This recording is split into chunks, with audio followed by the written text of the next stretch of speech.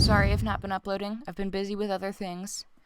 I think you can hear me a lot better. I'm using a different mic this time. There will be a lot of cuts because my computer keeps freezing with long screen recordings. Don't know why. Anyways, sometimes you might not hear the first few words of after a cut because Apple does that for some reason. I'm sorry about that.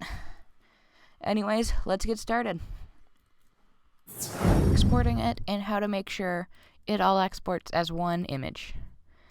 So what I did in the written tutorial that I will leave a link to in the description is I just took some circles. I made some circles. I'm just going to duplicate that, drag it, and center it. Let's change its color. Let's do blue. Okay, so to export, there are two ways. There is a shortcut that I will tell you, and there is also File, and then Export, and then Selected. So basically, so the shortcut is Command E, which exports what you have selected, but I'm going to do it manually for now. So I've selected these two things right here, and now I'm going to export the selected things that I have selected. So my location is going to be my desktop. And yes, I can replace that. So basically now, let's minimize Chrome. I have ellipse 3, which should be this middle circle. And then I have ellipse 2 here. But you will notice it didn't export like we thought it would, because there's two things, but we exported the one here. So the way to fix this is to basically go into layers and then right click the things you've selected and click group, which groups them. You could also select things and press Command G or Control G. And now I'm going to use the shortcut this time. Press Command E. It can just be named Group 1. Who cares? Export. Yes, I know it already exists. I've done this before. So Group 1 is right here. Look at it. It's the same thing. It's working now. Okay. I'm sorry this is going to be so quick. I don't want my computer to freeze again. Anyways, let's move on to the next thing, which should be quality. What we have, and we've learned how to export. We've learned how to export them in one image. Let's also focus on how to make them not look, I call it Minecrafty, because it's all pixely. Anyways, let's just make a tiny little triangle. 9 by 6. So we have a 9 by 6 triangle. Does focus work on here? No. Okay, here it is. Gotta zoom in a little bit. So, we have our triangle. Let's just export it on my desktop. I know it already exists. It's fine. Okay, so it is called Polygon 1. Here it is. Look, I know it's so tiny. That's the thing. And when you zoom in, it looks exactly Minecrafty, like Minecraft. Each of these little squares actually lines up for a perfect pixel. But there is, in fact, a way to fix this. You'll notice we exported it extremely small in a 9 by 6 pixel ratio. So basically, to keep the same ratio and make it bigger and look better, hold Shift and then just drag the corners. Okay, I'm going to zoom out. It makes it easier. So select it, and then drag the corners. Drag. Okay, now let's try exporting it. It's going to replace the one we already have. Look at, boom. We have a much bigger and better triangle. Do not worry if you zoom in. At least on a Mac, this is normal, because it, like always, the more you zoom in, the pixelier it gets. But that will work fine in a game. Anyways, let us focus on one more thing, or two more things. There is another type of exporting called batch. If you want to learn about all artboards, that is in another tutorial that I will link in the description. But let's also learn about batch exporting. And I think I'm going to say exporting so many times, it's not going to sound like a word. Trust me, it happens. You can hear my computer fan going now. It is old. Okay, so basically, there is batch. If you if you go File, Export, no, I didn't mean rename. No, cancel. Whatever I'm doing, cancel it.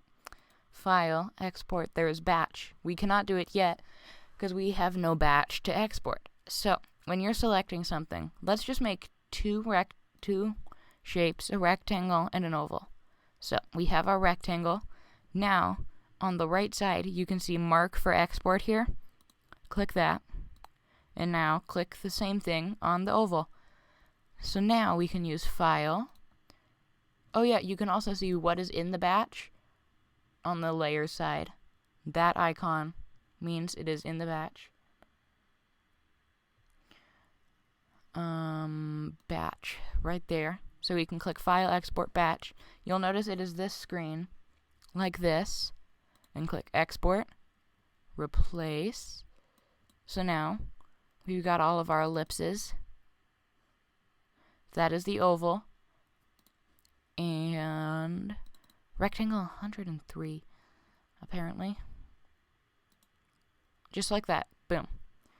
So this is really useful for, like, if you're just on a roll and you don't want to make it, you don't want to, what is it? Like, you don't want to just stop and export things. You can just click Batch as you're going. It is the most efficient way, in my opinion, to export. Let us focus on one more thing about saving storage on your computer. Lucas, this is always a topic I never really know how to explain, so bear with me. But let's focus on, let's focus on saving storage. There we go. So, this is just going to be our rectangle. So imagine you took this, and then, do I have it? No. So imagine you took this, and there was things all over it. It would just be full of everything. And that would be big, and you would not be able to send it to a client, like as a preview on Discord. And it would also take up a lot of space on your desktop. But anyways, so there are ways to fix this. One way, sending to Discord, if you on a Mac, it is Command-Shift-4. You will have to look it up for other computers because it is different for everybody. I don't know why they do it that way. But you have a screenshot and you can send it to them now. That is basic because on Discord, anything above 100 megabytes is like it just won't send it. You could also add it to a Google Drive. If you don't know, Google, it allows you, every Google account you create, you have 15 free gigabytes of storage. I use it a lot to make folders and then send the person the link. And it is a quicker and more efficient way to get them the stuff you've made. So that works really well. Other things, there is... So there's... Okay, that is basically all you can do to save storage. There is another use for screenshots, is using them as placeholder images when you build it in Roblox Studio. Which, sorry, I'm losing my voice. This is my second time through this. Anyway,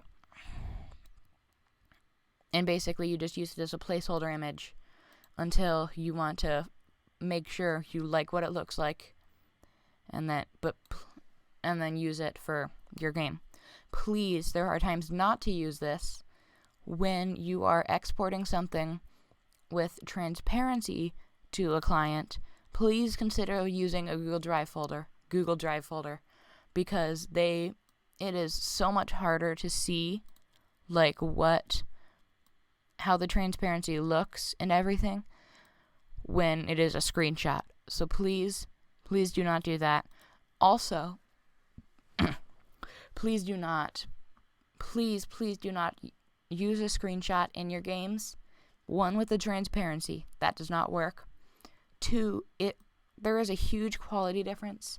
You can tell. I'm just going to take a screenshot of this and drag it into Adobe. Look at the color difference here. You can see that. The huge color difference. But it has a horrible quality yeah, it has a horrible quality. It's kind of a bit more pixely, and it makes it, in some cases, it looks like you just took screenshots of other games' UI, which is not something you should do. I believe that is all. Please, I put a poll in the post of what I should do next. I'm leaving it up to you.